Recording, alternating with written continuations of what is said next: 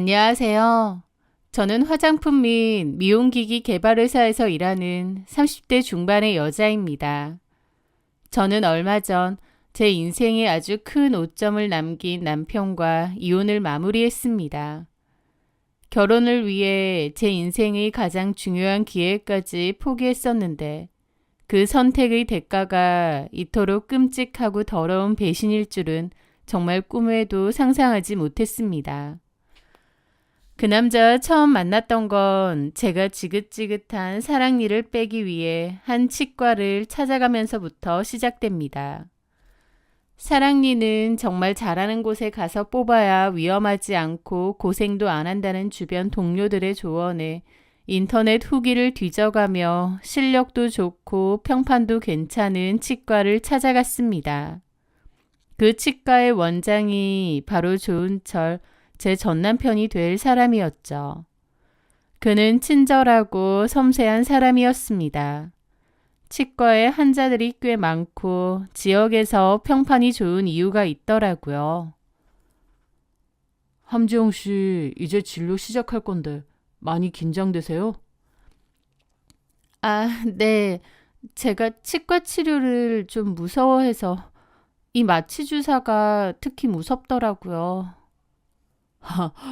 요즘 마취 기술이 좋아서 그렇게 안 아프실 거예요. 안 아프게 잘 뽑아드릴게요. 걱정하지 마세요. 겁먹은 저를 안심시켜주며 농담도 건네고 막상 발치에 들어가니 언제 그랬냐는 듯 엄청난 집중력으로 치료를 하더라고요. 그 프로페셔널한 모습에 저도 모르게 신뢰가 갔고 간 김에 치과 정기 검진도 하면서 어금니 크라운 치료까지 그 병원에서 하기로 했죠. 그렇게 병원에 치료차 꼬박꼬박 다니던 어느 날이었습니다. 병원 전화도 아니고 개인 번호로 원장님께 문자 한 통이 온 거예요. 함지영 씨, 어제 신경치료한 곳은 괜찮으신가요? 많이 아파하시길래 걱정이 돼서 연락드렸습니다. 조은철 원장. 그 연락을 받고 좀 의아하더라고요. 병원이 환자에게 이렇게까지 개인적으로 연락을 하나 싶어서요. 조금 의아하기도 했지만 환자가 적은 병원도 아닌데 세심한 애프터 서비스라고 생각해서 고맙게 생각했습니다. 그렇게 마지막 치료까지 다 끝냈고 더 이상은 그 치과를 갈 일이 없었어요. 그런데 그 원장에게서 또다시 연락이 왔습니다. 이번에는 안부를 묻는 것이 아니라 저에게 호감이 있다는 고백으로요. 지영 씨, 이런 말씀 드리는 게 직업적으로 괜찮을지 모르겠지만 혹시 괜찮으시다면 환자와 의사가 아니라 개인적으로 한번 만나뵐 수 있을까요? 라고요. 이런 경험은 처음이라 놀랍기도 하고 당황스러웠지만 솔직히 싫지는 않았습니다. 젊고 젠틀하고 괜찮아 보이는 사람이었으니까요. 그렇게 저도 그 원장님과 따로 연락을 하게 되었고 치과 밖에서 개인적인 만남을 이어가게 되었습니다. 병원 일로 그는 늘 바빴지만 틈틈이 시간을 내어 저를 만나러 왔고 데이트도 즐겼습니다.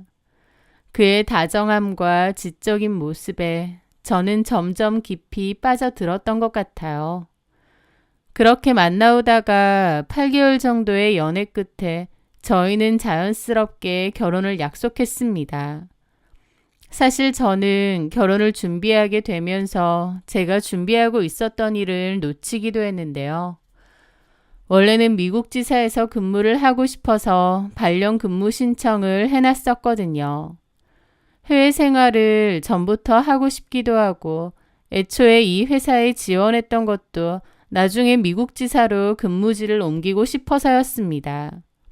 커리어적으로도 또 개인적으로도 꼭 해외에서 근무를 하고 싶었거든요. 그맘때 해외 지사로 갈 수 있는 기회가 생겼는데 결혼을 준비 중이었기에 그 기회는 포기하고 한국에 계속 남아 일을 하기로 했습니다. 남친에게도 그 얘기를 했었어요. 사실 전부터 계속 떠나고 싶어서 고민이 없었던 건 아니지만 남친을 많이 사랑했기에 그냥 여기 남아서 결혼 생활을 하는 것이 더 나을 것 같다고 했죠. 제 말에 남친은 몹시 고마워하더라고요. 네가 많이 바랬던 곳일 텐데 미안하고 고마워. 자기가 뭘 미안하고 고마워. 다 내가 선택한 건데. 그래도 대신 네가 나를 위해서 포기한 것들 내가 결혼해서 평생 사랑으로 다 채워줄게. 남친의 말에 저는 조금은 아쉬웠던 마음까지도 다 사라지더라고요. 그래, 일도 중요하지만 사랑하는 사람과 함께하는 결혼 생활도 얼마나 중요한가 하면서요. 그리고 남친이 저에게 했던 그 사랑에 관한 말을 굳게 믿었습니다. 사귀는 동안에도 남친은 다정다감하고 저에게도 정말 잘하고 믿음직스러운 사람이었어요. 그리고 무엇보다 우리는 더할 나위 없이 행복했고 서로 많이 아낀다고 생각했습니다. 그것이 나중에 저의 철저한 착각이었다는 것을 깨닫게 되었지만요. 어쨌든 저희는 결혼에 골인을 하게 되었습니다. 연애할 때 행복했던 만큼 결혼하면 더더욱 행복한 꽃길만 있을 줄 알았어요. 하지만 결혼 생활은 제 생각과는 좀 다른 면이 많았습니다. 연애와 달리 함께 생활하는 시간이 길어지면서 보니 제가 알던 다정한 남편의 모습 뒤에 조금씩 이상한 점들이 그림자처럼 드러나기 시작했거든요. 같이 살면서 남편을 가만 지켜보니 남편은 좀 심할 정도로 핸드폰을 손에서 놓지 않았습니다.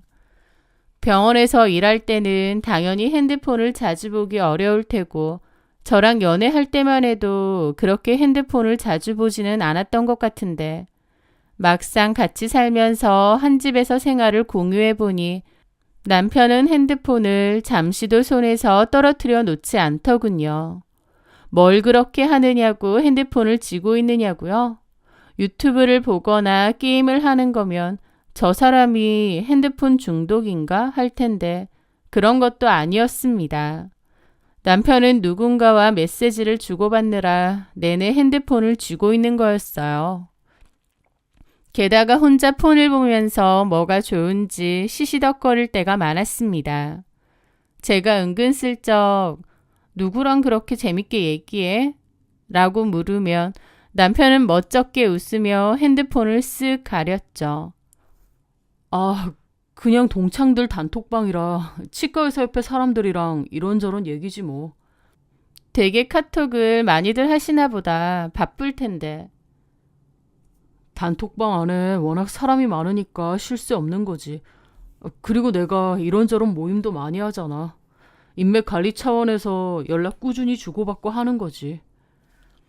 남편은 그렇게 아무렇지 않은 표정으로 대답하곤 했는데 그런 여유로운 표정과 달리 손으로는 철저히 핸드폰을 가리거나 주머니에 넣으면서 절대 저한테 안 보여주려고 하는 겁니다. 심지어는 잘 때조차도 베개 속에 넣고 자거나 주머니에 넣고 잘 정도로 철통 보안이었죠. 핸드폰뿐만이 아니었습니다. 저희 집에는 남편이 서재방으로 쓰는 방 하나가 있었는데요. 그 서재방 책상에 있는 노트북도 핸드폰만큼이나 조심하고 경계하는 겁니다.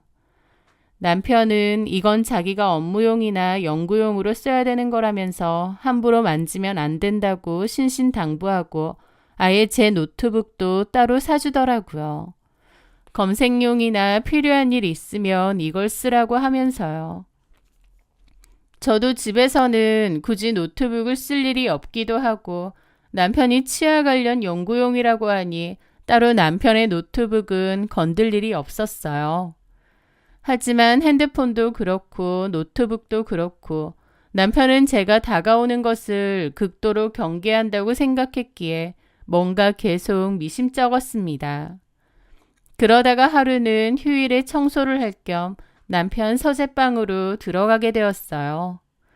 그런데 늘 닫아두었던 노트북이 그날은 열려 있더라고요. 가만 보니 남편이 노트북을 쓰다가 잠시 화장실이라도 간 듯했습니다. 저는 무심코 서재 책상을 닦으려고 노트북 근처로 다가갔고 닦는 김에 노트북도 같이 닦으려고 했거든요. 그런데 그 순간 화장실 다녀온 남편이 질겁을 하면서 달려오더니 탁 하고 제 앞에서 노트북을 덮어버리는 겁니다. 뭐 하는 거야? 왜 남의 노트북을 함부로 만져? 라면서 정색을 하며 화까지 내면서요.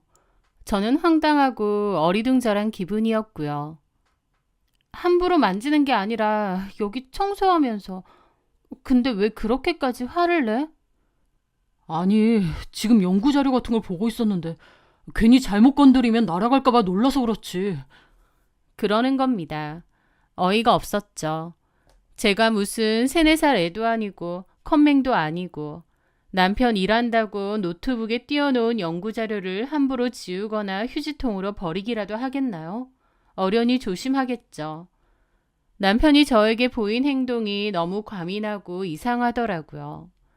제가 얼빠져서 쳐다보니 남편은 그제서야 멋쩍은 듯 그러는 겁니다. 아, 미안해. 실은 전에 우리 엄마가 청소해 주신다고 내 방 치우시다가 힘들게 준비했던 내 연구 자료를 실수로 날리신 적이 있거든. 그 이후로부터는 좀 이런 거에 예민해. 아, 어머님이? 어, 그런 적이 있었다 보니 나도 모르게 놀랐지? 미안해, 자기야. 아니야, 괜찮아. 그리고 서재방은 내가 따로 청소할 거니까 안 들어와도 돼. 그리고 자기도 이런 거 하지 말고 쉬어. 어차피 화요일에 이모님 오시잖아. 그렇긴 한데 이런 것까지는 안 해주시니까. 좀 안 하면 어때? 자기도 휴일인데 좀 쉬어. 그리고 이 방은 웬만하면 안 들어오면 좋겠다. 나 일할 때 방해받는 거 싫어해서. 그래 줄 수 있지? 남편의 부탁에 저도 고개를 끄덕였습니다.